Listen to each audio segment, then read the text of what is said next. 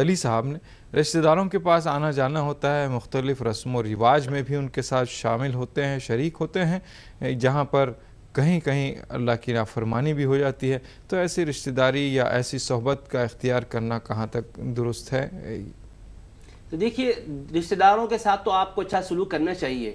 لیکن معاملہ یہ ہے کہ جن کے ساتھ اٹھنے بیٹھنے سے شرعی احکام کی خلاف ورزی ہو رہی، مثال کے طور پر رشتہ دار بیٹھ کر کوئی گناہ کا کام کر رہے ہیں یا گناہ کا معاملہ وہاں ہو رہا ہے، مثلا کہ بے حیائی کے مناظر وہ دیکھتے بیٹھے ہوئے ہیں۔ اب آپ رشتہ داریوں کو نبھانے کے لیے ان کے ساتھ بیٹھ گئے اور آپ حیاً ان کو نہیں کہہ رہے ہیں کہ کچھ یہ نہیں کرنا چاہیے اور اٹھ کر جانا بھی نہیں چاہتے ہیں۔ اب بیٹھے کہ وہ رشتہ دار ہے بھی کیا سمجھیں گے، وہ ہم ان کے گھر گئے، مثال کے طور پر وہ چینل دیکھ رہے ہیں اور اس میں فحش مناظر آ رہے ہیں، وہ اس میں مشاہدے میں مہو ہیں اور آپ بھی ان کے ساتھ شریک ہو گئے، تو یہ رشتہ داری کو نبھانا نہیں کہا جاتا ہے، بلکہ یہ گناہ کے کام میں آپ گویا کہ ان کے ساتھ بھی شریک ہو گئے۔ بالکل ایسی چیزوں میں شریک ہونا جائز نہیں ہے۔ اسی طرح کا ایک سوال تھا کہ ایک دوست ہے شراب نوشی کا عادی ہے، وہ پیتا ہے کرتا ہے، اس کے ساتھ ہم کیا کریں؟ تو دیکھیے، جو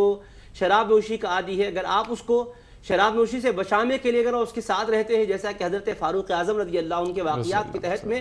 تفسیر سورہ مومن میں بیان فرمایا گیا ہے کہ آپ کے ایک ساتھی کے بارے میں آپ کو یہ خبر ملی ہے کہ وہ شراب نوشی کا عادی بن گیا ہے، تو آپ نے اس کے نام پر ایک مکتوب روانہ کیا اور بڑے حسین پیرائے میں اس کو نصیحت اور وصیت کی کہ خطا کاروں کو بھی اللہ بخشش کرنے والا ہے، اپنی اس خطا سے اللہ کی بارگاہ میں رجوع ہو جا، توبہ کر لے۔ تو اس کے بعد آپ وہ آیت کی حامیم تنزیل الکتاب من اللہ العزیز العلیم غافر الذنب وقابل التوب شدید العقاب ذی الطول لا الہ الا هو الیہ المصیر، کہ اللہ پاک نے جس میں فرمایا کہ گناہوں کو معاف کرنے والا ہے، توبہ کو قبول کرنے والا ہے، سخت گرفت کرنے والا ہے، انعامات سے نوازنے والا ہے، وہی معبود برحق ہے، اسی کی طرف پلٹ کر جانا ہے۔ یہ نصیحت والی قرآن کریم کی آیات لکھیں اور اس کے پاس روانہ کیں، ایک شخص کے ذریعے سے جب پہنچی، اس نے ان آیات بینات کو پڑھا، اس کے دل کی دنیا میں ایک انقلاب پیدا ہو گیا، اس نے اسی وقت صدق دل سے توبہ کی اور اللہ کی بارگاہ میں توبہ کر کے عرض کیا، میرے مالک مجھے بے شک تیری طرف پلٹ کر آنا ہے، تو بخشش کرنے والا ہے، میں نے اپنے خطا سے توبہ کر لی، مجھے معاف فرما دے۔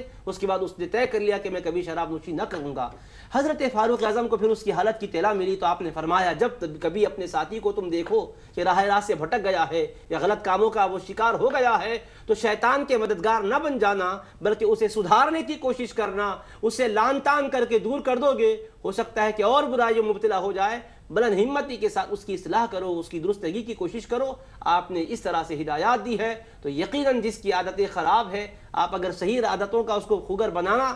اگر چاہتے ہیں اور واقعی اس میں آپ کی کچھ کوشش کی وجہ سے سدھار آئے گا، تو ضرور کوشش کرنا ذمہ داری بنتی ہے۔ لیکن جن لوگوں کے پاس ایسا مزاج ہے کہ وہ بولتے نہیں ہیں، سمجھتے ہیں کہ حیا کے بارے ہم کیسے اس کو کہیں، وہ نہیں کیا سمجھتا، یہ فیل کرتا وہ فیل کرتا، کہ جیسے کم ہمتی کا شکار جو لوگ رہتے ہیں، ایسے لوگوں کے بارے میں اس بات کا اندیشہ ہوتا ہے کہ کہیں وہ مبتلا ہو جائیں گے، کہیں وہ اس کے اندر وہ خود بھی نہ پڑ جائیں گے، تو ایسوں کا دور رہنا ہی زیادہ بہتر ہے تاکہ وہ بری عادتیں ان میں آنے نہ پائیں۔